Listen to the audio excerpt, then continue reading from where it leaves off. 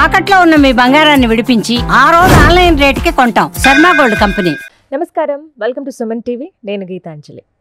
ప్రస్తుతం మనతో పాటు ప్రణవానంద ప్రభుజీ ఉన్నారు. వారి గురించి ప్రత్యేకంగా పరిచయం అవసరం లేదు. ఎందుకు అనంటే ప్రపంచవ్యాప్తంగా వారు సంచరిస్తూ ఆ శ్రీకృష్ణ భగవానుడి లీలల గురించి అందరికీ ప్రవచనాల ద్వారా తెలియజేస్తూ ఉన్నారు. ఎంతోమంది వారి వీడియోస్ చూసి మళ్ళీ యాక్టివ్ అవటం కావచ్చు, దాంతోపాటు ఎన్నో విషయాలు నేర్చుకుంటున్నారు కూడా. ఇప్పుడు బాగా ట్రెండింగ్గా కొన్ని అంశాలు నడుస్తున్నాయి. అది ఆ కృష్ణ భగవానుడికి రిలేటెడ్గానే చాలా వరకు ఉన్నాయి. వాటి గురించి ప్రభుజీ మాటల్లోనే విని తెలుసుకుందాం. వారికి ఆహ్వానం పలికేద్దాం. హరే కృష్ణ ప్రభుజీ, ఎలా ఉన్నారు? బాగున్నామండి, భగవంతుడి దయ. చాలా రోజులైంది, అసలు మొత్తం విశ్వవ్యాప్తంగా సంచరిస్తూ ఉన్నారు. ఆ కృష్ణ భగవానుడి గురించి, ఆయన లీలల గురించి మీరు చెప్తున్నవి కొన్ని మీ స్టేటస్ ద్వారా నేను తెలుసుకుంటున్నాను. అండ్ దాంతోపాటుగా మీ ఛానల్ ద్వారా కూడా అందరం తెలుసుకుంటూ ఉన్నాం. చాలా సంతోషం మీరు మళ్ళీ మాకు సమయం ఇవ్వటం. ఇప్పుడు లేటెస్ట్ ట్రెండింగ్ విషయాల గురించే మనం మాట్లాడుకోబోతున్నాం. ప్రస్తుతం ఎక్కడ చూసినా ఒకటే టాపిక్ అండి, అర్జునుడు బలవంతుడా లేకుంటే కర్ణుడా? రీసెంట్గా వచ్చిన ఒక సినిమా ద్వారా ఈ ఇష్యూ మళ్ళీ తెరపైకి వచ్చింది. అందులో చూపించినటువంటి కొన్ని దృశ్యాలు కావచ్చు, ఆ కథనం కానీ, అందులో ఎక్కువగా కర్ణుడే అత్యంత బలవంతుడు, అర్జునుడు అంత బలవంతుడు కాదు, కృష్ణుడు కూడా అర్జునుడికే సపోర్ట్ చేశాడు, ఇది కరెక్ట్ కాదు అని చాలామంది వాదిస్తూ ఉన్నారు. దీనిపైన డిస్కషన్లు జరుగుతున్నాయి. కర్ణుడి బలాఢ్యం గురించి, అలాగే కృష్ణుడి గురించి, అర్జునుడి గురించి రకరకాల వీడియోస్ ఇప్పుడు చూస్తున్నాం. అసలు వాస్తవం ఏంటి? భాగవతంలో అసలు ఏముంది? కురుక్షేత్రం జరిగినప్పుడు అసలు ఏం జరిగింది? యుద్ధం ఎలా జరిగింది? వీటి గురించి వివరించండి. బేసికల్గా చూస్తే ప్రశ్న అర్జునుడు గొప్పవాడా కర్ణుడు గొప్పవాడా అని. అంతే. యాక్చువల్గా చాలా మటుకు మీరు ప్రపంచంలో చూస్తే కర్ణుడే చాలా పెద్ద హీరో అని అందరూ భావన చేస్తూ ఉంటారనమాట. కర్ణుడిని చాలా సపోర్ట్ చేసి దాన వీర శూర కర్ణ అని అంటూ ఉంటారు. నాకు ఈ సినిమా కాంటెక్స్ట్ అయితే తెలీదు, కానీ అపరెంట్గా ఈ క్వశ్చన్ ఎన్నో రోజుల నుంచి నడుస్తుంది. మనము మా ఛానల్లో మహాభారతానికి సంబంధించిన ఒక ప్రవచన సిరీస్ చేశాం. దాంట్లో మహాభారతంలో ఉండే ఒక్కొక్క క్యారెక్టర్ని అనలైజ్ చేశామన్నమాట. అందులో కర్ణుడి యొక్క క్యారెక్టర్ కూడా అనలైజ్ చేశాము. దానికి సంబంధించిన వీడియోలు ప్రణవానంద దాస్ యూట్యూబ్ ఛానల్లో ఉన్నాయి. అంత సమయం లేదు కాబట్టి మీకు క్లుప్తంగా చెప్తాను కర్ణుడు అంటే ఎవరు అని. ద్రౌపది వస్త్రాపహరణం చెయ్యాలి అనే ఐడియా ఇచ్చిన వాడే కర్ణుడు. ఎప్పుడైతే జూదం ఆడతారో అప్పుడు అన్నీ కూడా ఒక్కొక్కటి పెట్టేస్తారు కదా. పెట్టేసినప్పుడు ఇంకా ఏమి లేదు అని తెలిసినప్పుడు ద్రౌపదీదేవిని ఈడ్చుకొని రండి, ద్రౌపదీదేవిని కూడా అవమానించాలి అని ఐడియా వచ్చిన మహానుభావుడే కర్ణుడు. ఎవరైతే ఈ లోకంలో హీరో అనుకుంటున్నాడు. ఒక స్త్రీని నిండు సభలోకి తీసుకొచ్చి అవమానం చేసేవాడు అన్నవాడు మంచివాడా చెప్పండి ఒకసారి ప్రశ్న. మీకు ఇంకొక విషయం చెప్తాను. దుర్యోధనుడు చేసిన చెత్త పనులన్నిట్లో కూడా పక్కనే ఉండి సహాయం చేసిన వాడు కర్ణుడే. లాక్షాగృహానికి పంపించినప్పుడు, దహనం చేసినప్పుడు, మిగతా అన్నిట్లలో కూడా ఆయన ఏమి మాట్లాడకుండా మౌనాన్ని వహించారు. ఇంకో విషయాన్ని చెప్తాను, ఎప్పుడూ కూడా తన సొంత గొప్పతనాన్ని ప్రదర్శించుకోవాలి అని కర్ణుడి యొక్క భావన. ఇప్పుడు ఈ ప్రపంచంలో చెప్పండి, తన గొప్పలు తాను చూపించుకోవాలి అనుకునేవాడు మంచివాడు అవుతాడా? Nobody will like him. మీకు ఒక ఎగ్జాంపుల్ చెప్తాను. కౌరవులు పాండవులు అందరూ కూడా ద్రోణాచార్యుల దగ్గర నుంచి చదువుకున్నారు. ప్రతిసారి మనకి ఇప్పుడు చూసారనుకోండి, గ్రాడ్యుయేషన్ సెరమనీ ఒకటి ఉంటుంది, అవునా కాదు? యాన్యువల్ డే అని అవుతుంది. యాన్యువల్ డేలో ఏం చేస్తారు, మనం సంవత్సరం అంతా నేర్చుకున్నవన్నీ కూడా ప్రజెంట్ చేస్తారు. డాన్స్ లో కానీ ఆర్ట్స్ లో కానీ వాళ్ళు చేసుకుంటారు. అయితే వీళ్ళిద్దరు పాపం చదువుకున్నారు ద్రోణాచార్యుల దగ్గర నుంచి. వాళ్ళ గ్రాడ్యుయేషన్ సెరమనీలో వాళ్ళు ఏదో ఇది చేస్తుంటే యాన్యువల్ డే మధ్యలోకి దూరిపోయి, గ్రాడ్యుయేషన్ సెరమనీలో దూరిపోయి, నేను అందరికంటే గొప్పవాడిని, నేను అర్జునుడి కంటే గొప్పవాడిని అని ఈయన బల ప్రదర్శన చేయడం స్టార్ట్ చేశారు.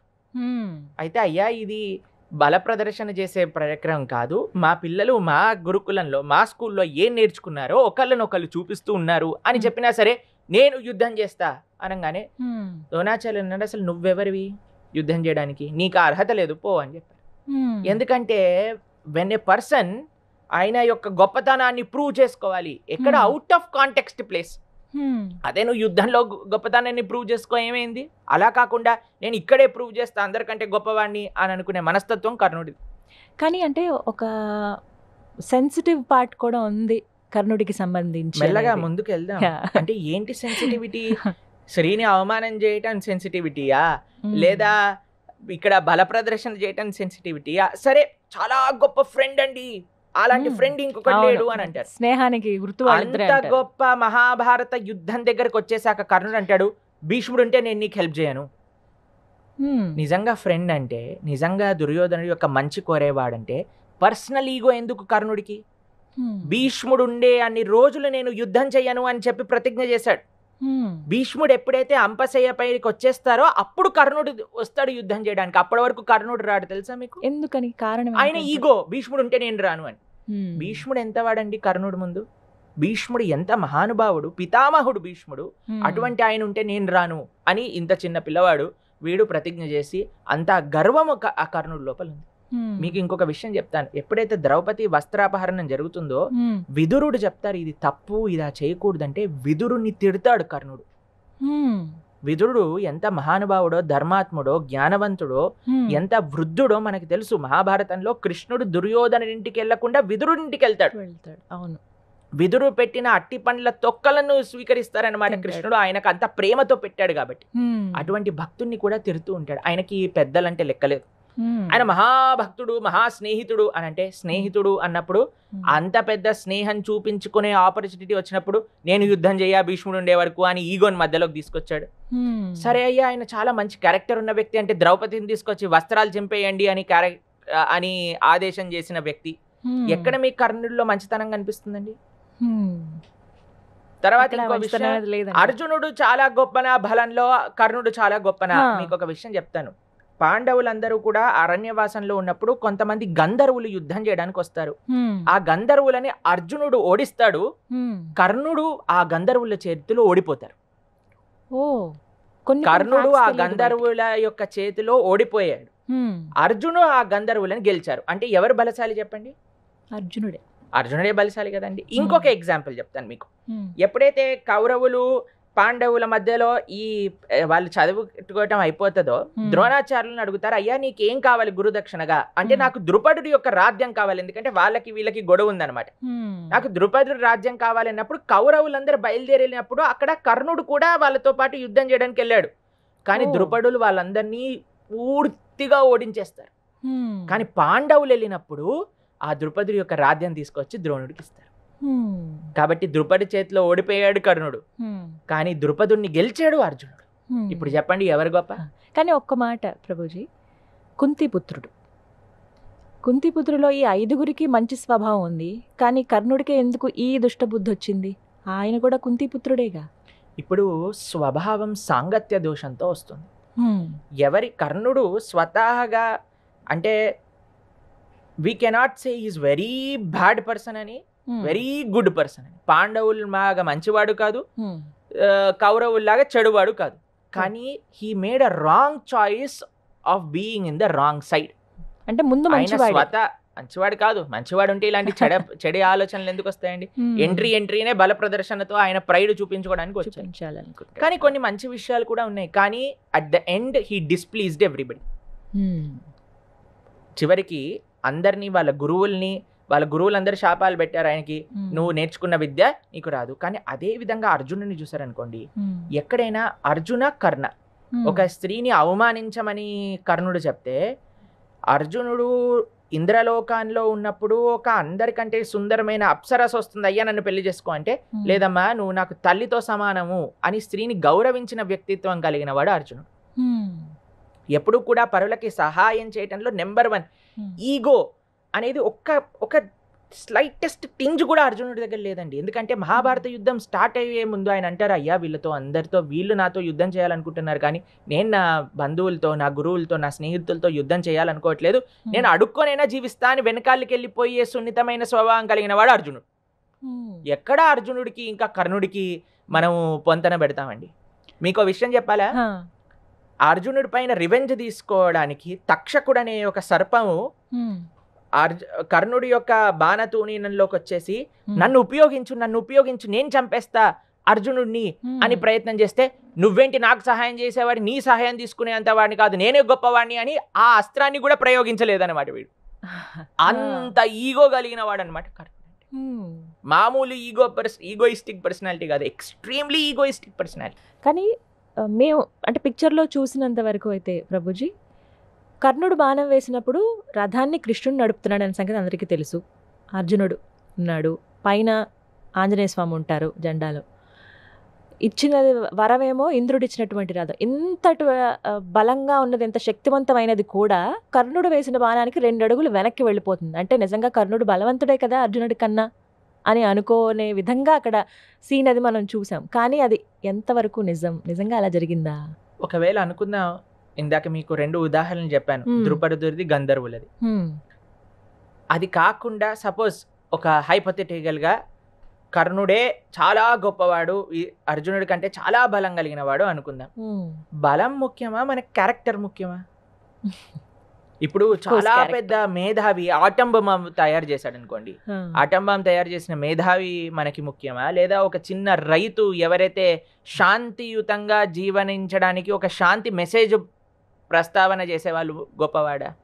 చదువు బలము గొప్పది కాదండి, ఆ చదువు బలంతో నువ్వేం చేస్తున్నావు అనేది గొప్పది. విద్య వినయేన శోభతే అని అంటారు. వినయం కావాలి at the end of the day. ఏదైతే కర్ణుడికి లేదో వినయం, కానీ అర్జునుడికి వినయం ఉంది. శక్తివంతమైతే ఇప్పుడు చూడండి, మనం కర్ణ, ఎవరైనా పిల్లలకి కర్ణ అనే పేరు పెట్టడం చూసారా మీరు ఎప్పుడైనా? లేదు. అర్జున అనే పేర్లు విన్నారా మీరు? చాలా. ఎందుకు? కిరీటి, అర్జున ఇలా రకరకాల పేర్లు. రావణాసుడు కూడా చాలా శక్తివంతమైన, రావణ అని పేరు పెట్టుకుంటామా? హిరణ్యకశిపు, కంసులు కూడా చాలా శక్తివంతమైన వాళ్ళు, వాళ్ళ పేర్లు పెట్టుకుంటామా? At the end of the day మనకి బలంతో సంబంధం లేదండి, వాళ్ళ యొక్క గుణంతో సంబంధం ఉన్నది. ఎవరు మంచి వాళ్ళు, ఎవరు మంచి వ్యక్తిత్వం కలిగిన వాళ్ళు మనం చూసుకోవాలి. ఇక్కడ కర్ణుడి యొక్క ఇది, అలానే మనకి అర్జునుడి యొక్క ఇది చూస్తే, వాళ్ళ యొక్క క్యారెక్టర్స్ ని పరిశీలన చేస్తే అ పార్ ఎక్సలెంట్ హ్యూమన్ బీయింగ్ అర్జునుడు. అలానే ఒక ఈగో, ఒక లస్ట్, ఒక యాంగర్, ఒక ఎన్వీ తో రగిలిపోతూ ఉండే వ్యక్తి కర్ణుడు.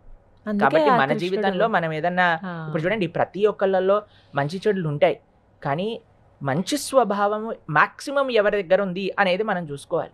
ప్లస్ ఎత్ర యోగేశ్వర కృష్ణో ఎత్ర పార్థో ధనుద్ధర, కృష్ణుడు ఉన్న చోట తప్పకుండా అది కృష్ణుడే.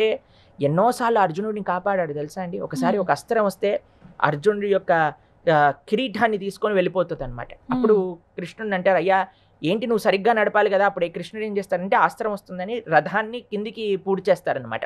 కిందికి వెళ్ళిపోతుంది రథం, ఆ అస్త్రం వెళ్ళి అర్జునుడి యొక్క కిరీటాన్ని తీసుకొని కింద పడిపోతుంది. అప్పుడు కృష్ణుడు అంటాడు, నేను కింది కన్నాను కాబట్టి నీ కిరీటం పోయింది, అదే పైకుండి ఉంటే నీ తల తెగిపోయేది అని. ఎప్పుడైతే మహాభారత యుద్ధం అయిపోతుందో అర్జునుడు దిగిపోతాడు. ఫస్ట్ అర్జునుడిని దిగమంటారు కృష్ణుడు. ఎప్పుడైతే కృష్ణుడు దిగిపోతాడో ఆ రథం మొత్తం కూడా కాలిపోతుంది అనమాట. ఇన్ని రోజులు నేను ఆపి పెట్టాను అని చెప్తాడు కృష్ణుడు. కాబట్టి ఎటువంటి పరిస్థితిలో కూడా అర్జునుడిని రక్షించింది కృష్ణుడే. పార్థసారథిగా కృష్ణుడే తన భక్తుని రక్షించుకున్నాడు. కృష్ణుడు ఎంత దూరమైనా తన భక్తుని రక్షించుకోవడానికి వెళ్ళగలుగుతాడు. దీన్నే భీష్మ పితామహులు అంటారు, కృష్ణుడు ప్రతిజ్ఞ చేశాడు నేను ఏ అస్త్రాన్ని పట్టుకోనని, కానీ అర్జునుడి పైన నేను బాణాలు వేస్తుంటే ఆ రథం మీద నుంచి దుంకేసి ఆ రథ చక్రం పట్టుకొని నా పై నుంచి పరిగెత్తుతూ తన భక్తుని కాపాడుకోవాలి అనే ఒక నిష్ట చూపించిన కృష్ణుడు నాకు ఎప్పుడు గుర్తూస్తూ ఉండాలి అని భీష్ముడు ప్రార్థన చేస్తాడు. అది స్వామి యొక్క కర్తవ్యం, అది స్వామి యొక్క నిష్ట, తన భక్తుని కాపాడుకోవడానికి. అర్జునుడు ఏం చేశాడు తెలుసా అండి, కృష్ణుడు 2 పాదాలు పట్టేసుకున్నాడు. పట్టేసుకుంటే లాక్కపోతున్నాడు కృష్ణుడు. అసలు అర్జునుడు ఇంత పాదాల లోతుకి మట్టిలో కూడుకుపోయారనమాట, అయినా సరే కృష్ణుడిని ఆపలేకపోయాడు. అంత కోపం వచ్చేసింది తన భక్తుడిని ఏమంటున్నారు. కానీ చిట్ట చివరికి చాలా మంది అంటారు, ఏదో మోసం చేయించి తన రథ చక్రాన్ని తీసేటప్పుడే కృష్ణుడు బాణం ఏమన్నాడు కాబట్టి ఇది మోసము అని అంటారు. ఇప్పుడు చూడండి, ఆ శాపాలన్నీ కూడా అర్జునుడు ఏమీ ఆ శాపాలని ప్రేరేపించలేదు. కర్ణుడికి ఆల్రెడీ ఉన్నాయి ఆ శాపాలన్నీ. ఆయన విద్య పనికిరాదని, ఆయన రథం కూడుకుపోతుందని. ప్లస్ మీకు ఇంకో విషయం చెప్తాను, ఎన్నోసార్లు నిస్సహాయ స్థితిలో అందరినీ ఇబ్బంది పెట్టడానికి చూసిన కర్ణుడిని టిట్ ఫర్ టాట్ అని యుద్ధ విద్యలో ఉంటుందండి. ఏదైతే చేశారో దాన్ని మళ్ళీ వెనకాలే చేయడం, ముళ్ళుని ముళ్ళుతోటే తీయాలి అని అంటారు కదా. ఆ విషయాన్ని కృష్ణుడు ఆ కర్ణుడితో చెప్పారు. నువ్వు ఇప్పటి వరకు చేసిన పనులు ఇవి, దీంట్లో ఏదన్నా ధర్మం ఉందా, నువ్వు ఇప్పుడు ధర్మాన్ని ప్రశ్నించడానికి అని చెప్తారు. అప్పుడు అర్జునుడు కూడా ఏం మాట్లాడలేకపోయాడు, ఎందుకంటే వాడు చేసింది అధర్మం అని కర్ణుడికి తెలిసింది కాబట్టి కర్ణుడు కూడా ఏం మాట్లాడలేదు. అర్జునుడిని బాణం ఏమన్నాడు, ఆ కర్ణుడి యొక్క స్టోరీ సమాప్తం అయిపోయింది. ముగిసిపోయింది అలా. కాబట్టి మనకి ఒక్క బేసిక్ ఫౌండేషన్ ఏంటి మన శాస్త్రంలో అర్థం చేసుకోవాల్సింది అంటే, భగవంతుడు ధర్మాన్ని ఆచరించటం కాదు, భగవంతుడు చెప్పింది ధర్మం అవుతుంది. ధర్మస్తు సాక్షాత్ భగవత్ ప్రణీతం. కర్ణుడు ఇంత గొప్పవాడు. మనల్ని ఈ మధ్యలో ట్రెండ్ ఏంటి తెలుసా అండి, ఇప్పుడు పాడ్కాస్ట్ ట్రెండ్ నడుస్తుంది కదా, అవును. అలానే ఈ మధ్య ట్రెండ్ ఏంటి అంటే చెడు శక్తులు ఏవైతే ఉన్నాయో వాటిని సపోర్ట్ చేయటం అనమాట. ఒకడంటే రావణుడు మహానుభావుడు అంటాడు, ఇంకొకడు కంసుడు మహానుభావుడు అంటాడు, ఇంకొకడు అర్జునుడు మహానుభావుడు అంటాడు. ఎందుకంటే మన లోపల రాక్షస ప్రవృత్తి ఎంత పెరిగిపోయింది అంటే రాక్షసులందరూ మన వాళ్ళు అనిపిస్తుంది. కొంతమంది అంటారు వీళ్ళే మన దేశానికి చెందిన వాళ్ళు, రామకృష్ణులందరూ బయట నుంచి వచ్చి వీళ్ళపైన యుద్ధం చేసేసి సంహరించేసి మనల్ని ఆక్యుపై చేసేసుకున్నారు. ఇలాంటివన్నీ చెడు ఆలోచనలు, చెడు సాంప్రదాయాలు ఎందుకు పెరిగిపోతున్నాయి అని అంటే మన వాళ్ళకి శాస్త్రజ్ఞానం లోపించింది కాబట్టి. Thank you Prabhuji. హరే హరే కృష్ణ. కృష్ణ.